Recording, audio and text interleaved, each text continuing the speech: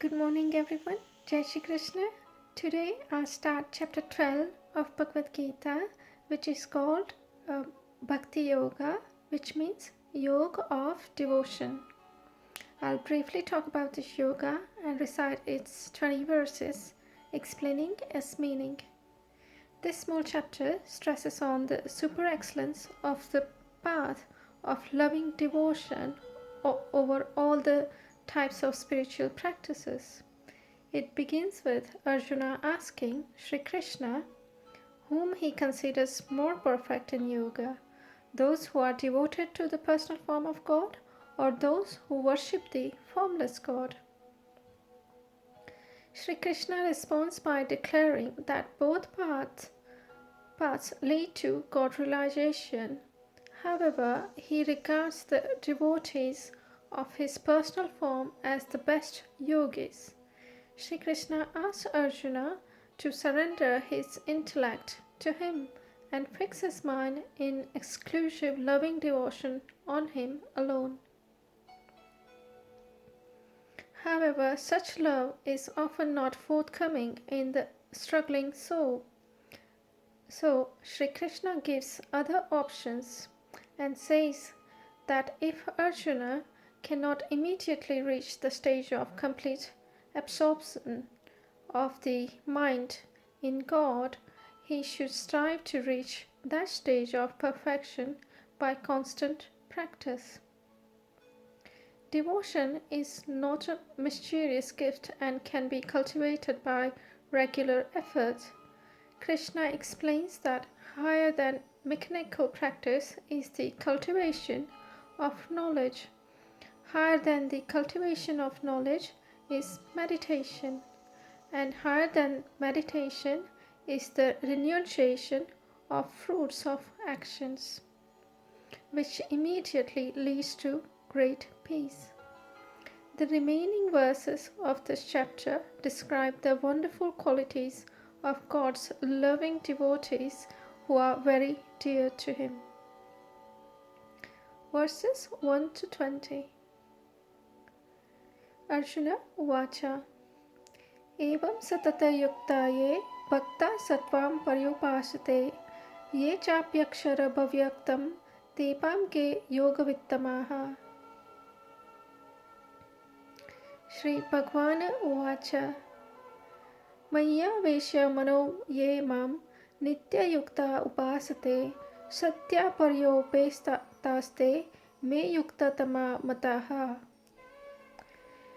Ye Takshara Manirdesha Bhavyaktam Paryupasate Sarvatra Gamachintyam Kutastha Mabalatru Dhruvam Sanniya Hradayendriya Gramam Sarvatra Samabuddhayah Te praprabhanti mameva sarvabhutahite rataha. Klesho adiktara stepama vyakta sakta chetasham avyakta hi gatir durkham deha va dvirva vapyate. Ye tu sarvani karmani mai sangsakshya matparaha ananyeva yogena mam dhyanayanta upasate. Tepamah samudra artha mrityu sansara sagarat bhavami nachirat partha maya veshit chetasham. Mayeva mana adhastva mayi buddhim niveshaya nivashishyashi mayeva ata urdhva mana sanshayah. Ata chittam samadhatum nam saknopi mayi sthiram Abhyasa yogena tato mami chatpum dhanasjaya. Abhyase abhyasamarthoshi maktarparamo bhava madarphami karmani kurvan siddhi mavapyasi. Arthe tadapya shakto asi kartum madhyodamashritah sarvakarmaphala tyagam tatah kuru yatatmavan. Shreyo hi gnanam abhyajagna dhyanam vishyasate dhyana karma phala tyaga satyagachintara anantaram. अद्रेष्टा सर्वभूतानां मैत्रः करुण एव च निर्ममो निरहङ्कार समदुःखसुखक्षमी सन्तुष्टः सततं योगी यतात्मा दृढनिश्चयः मत्यर्पितमनोर्बुद्धियो भक्तः स मे प्रियः यस्मान्नो द्विजते लोको लोकान्नो द्विजते च यः हर्षमर्षभयोद्वेगे उन्मुक्तो यः स च मे प्रियः अनपेक्षः श्रुतिदक्ष उदासीनो गतव्यथः सर्वारम्भपरित्यागी यो भक्तः स मे प्रियः यो न ह्यष्यति न द्वेष्टि न शोचति न काङ्क्षति शुभाशुभपरित्यागी भक्तिमान्यः स मे प्रियः समः शत्रौ च मित्रे च तथा मानापमानयोः क्षीणोक्षणसुखदुःखसमः सखा विवर्जितः तुल्यनिन्दातास्तु तिर्मौनी सन्तुष्टो येन केनचित् अनिकेतः स्थिरभक्ति भक्ति मामे प्रियो नरः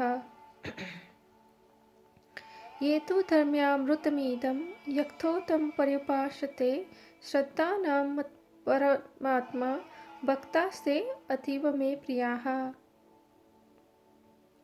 which means Arjuna inquired, between those who are steadfastly devoted to your personal form and those who worship the formless Brahmin, who do you consider to be more perfect in yoga? The blessed Lord said, those who fix their minds on me and always engage in my devotion with steadfast faith, I consider them to be the best yogis. But those who worship the formless aspect of the Absolute Truth, the imperishable, the indefinable, the unmanifest, and the all-pervading, the unthinkable, the unchanging, the eternal, and the immovable, by restraining their senses and being even-minded everywhere, such persons, engaged in the welfare of all beings, also attain me. For those whose minds are attached to the unmanifest, the path of realization is full of tribulations. Worship of the unmanifest is exceedingly difficult for embodied beings.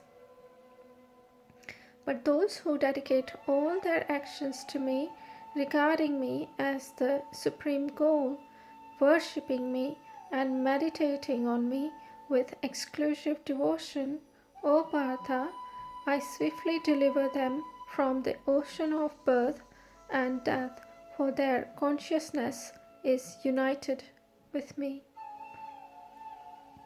Fix your mind on me alone and surrender your intellect to me.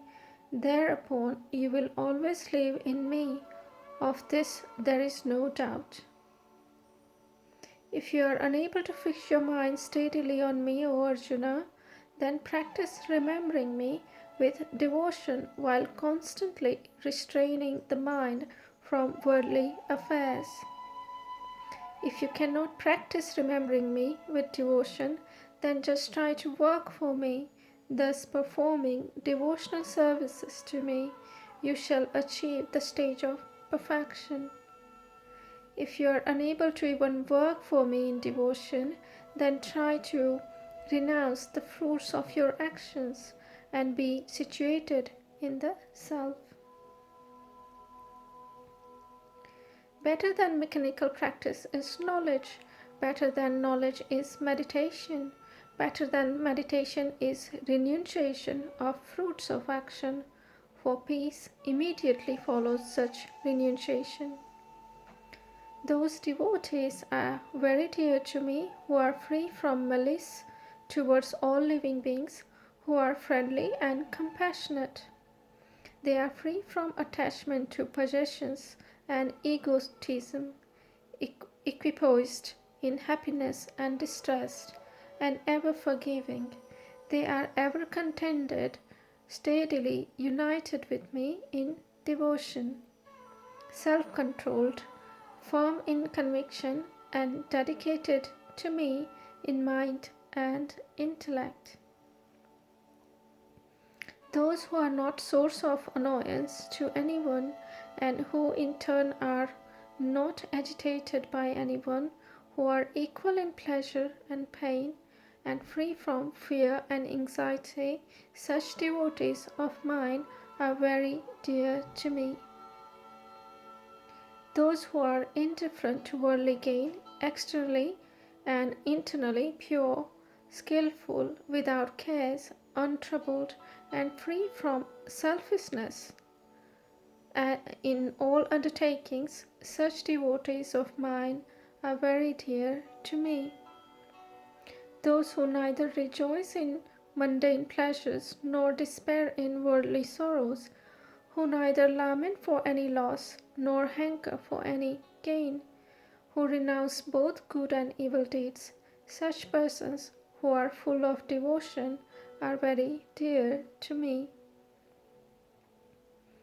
Those who are alike to friend and foe, equipoised in honor and dishonor, cold and heat, joy and sorrow, and are free from all unfavorable association, those who take praise and reproach alike, who are given to silent contemplation, content with what comes in their way, without attachment to the place of residence, whose intellect is firmly fixed in me, and who are full of devotion to me, such persons are very dear to me. Those who honor their nectar of wisdom, declared here, have faith in me, and are devoted and intent on me as the supreme goal, they are exceedingly dear to me. अतः श्रीमद् भगवद गीता भक्ति योग अध्याय संपूर्णम। नमस्ते।